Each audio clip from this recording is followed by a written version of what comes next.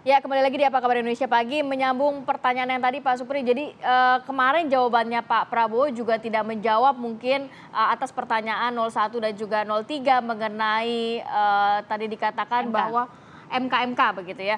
Terus ada juga di saat pembahasan mengenai HAM disinggung oleh Pak Ganjar bahwa Pak Prabowo ini nampaknya tidak tegas soal penyelesaian HAM.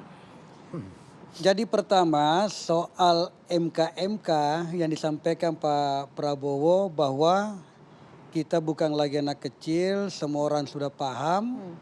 Kalimat itu ditujukan kepada orang yang sudah dewasa, memahami sebuah putusan-putusan hukum yang ada di pengadilan. Tapi kan pemilih kita mayoritas pemilih muda. Karena bukan pemilih muda yang bertanya semalam, yang bertanya adalah Pak pemilih apa? Capres. Tapi yang mendengarkan kan pemilih Ya. muda juga banyak. Nah, maksudnya gini, capresnya yang bertanya seperti itu, akhirnya dijawablah dengan mudah oleh Pak Prabowo bahwa putusan-putusan seperti MK ini adalah final and banding, kemudian sudah diproses juga di etik soal semua hakim yang ada di sana. Jangan menganggap bahwa semua hanya hakim Pak Anwar Usman yang kena etik di sana, kena teguran semuanya. Jangan pikir hanya satu, semuanya. Cuma bertingkat-tingkat cara sanksinya yang diberikan. Itu satu. Yang kedua, Soal HAM. soal HAM yang dipertanyakan oleh Pak Ganjar, saya kira Pak Prabowo pada saat memberikan jawaban semalam ini secara implisit kira-kira dia sudah menyampaikan pesan kepada Pak Ganjar bahwa persoalan HAM ini tidak ada keraguan bagi Pak Prabowo untuk membangun yang namanya kalau memang ada peradilan yang harus dikhususkan untuk itu, ya kita berikan. Dan sempat menuding bahwa Pak Ganjar Anda mempolitisasi kasus HAM ini. Tendensius. Betul. Kalimat itu kenapa keluar? Karena Pak Prabowo merasakan bahwa setiap 5 tahun ini ketika beliau jadi calon, itu lagi ditanyakan. Ada kesan yang ingin ditampilkan para penanya bahwa seakan-akan Pak Prabowo pernah melanggar HAM. Kan gitu modelnya. Gitu nggak Mas Rinto? Tunggu dulu, ini jangan dulu, dikoma dulu Mbak. Koma. Nah olehnya itu, kalau begitu modelnya, saya mengajak kepada seluruh pihak termasuk Komnas HAM, silakan mengajukan bukti-bukti yang ada kepada Kejaksaan Agung. Tidak ada masalah, supaya kita clearkan ini barang. Kenapa tidak lanjut ini semua dugaan-dugaan orang? Karena tidak ada pembuktian bahwa baik keterlibatan secara langsung Pak Prabowo di zaman itu maupun kebijakan waktu itu. Kita bisa lihat pada saat Pak Presiden B.J. Habibie meletakkan sebuah kesimpulan pada Pak Prabowo memecat dengan hormat. Bukan tidak hormat. Baik, poinnya sudah kita tangkap.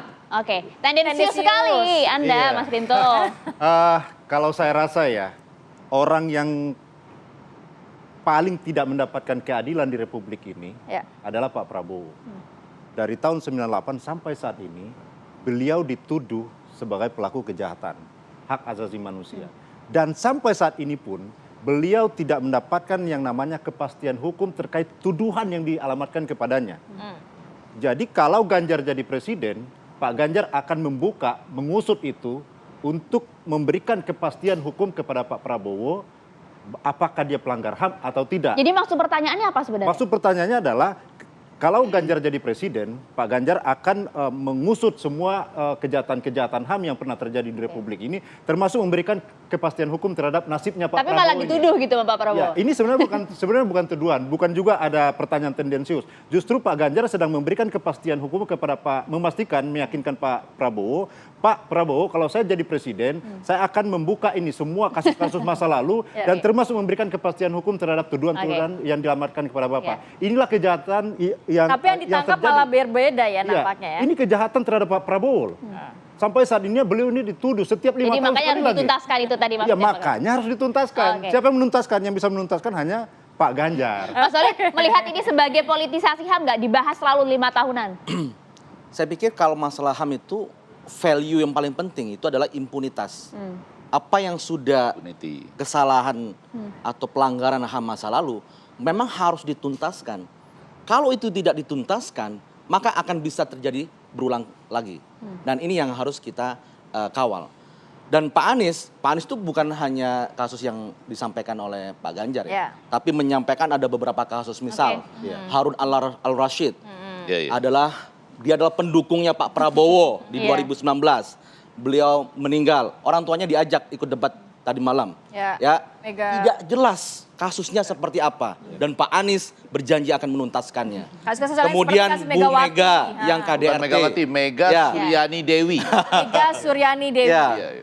Bu Mega yang mengalami kasus KDRT dan itu juga belum tertuntaskan. Kanjuruhan, KM 50, banyak. Jadi rentetan kasus-kasus pelanggaran HAM, kejahatan HAM, memang itu harus dituntaskan. Jadi sepakat dengan Pak Ganjar ya? Ini harus dituntaskan. Tidak hanya secara tendensius kepada Pak Prabowo ya, tapi banyak kasus-kasus. Tahan dulu Bang Ege, kita nanti akan kasih kesempatan Bang Ege saat lagi ya. Karena itu salah satu best momennya Ganjar. Bang Ege, oke, ini seru, tapi kita lanjutkan lagi nanti di segmen berikutnya. Tetap bersama kami. Istirahat.